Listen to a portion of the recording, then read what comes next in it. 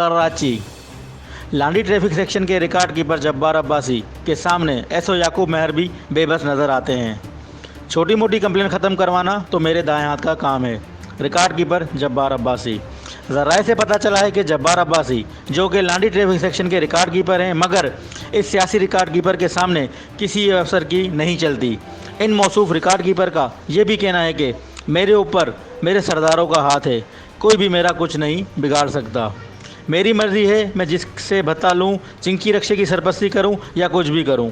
अगर किसी शख्स में दम है तो मेरे खिलाफ़ कंप्लेन करे, मैं इसको देख लूँगा। ये छोटी मोटी कंप्लेन ख़त्म करवाना तो मेरे दाएं हाथ का काम है। ऐसे ही नहीं बैठा हूँ, यहाँ पर मुझे बिठाया गया है, इस सीट के मैं पैसे भरता हूँ।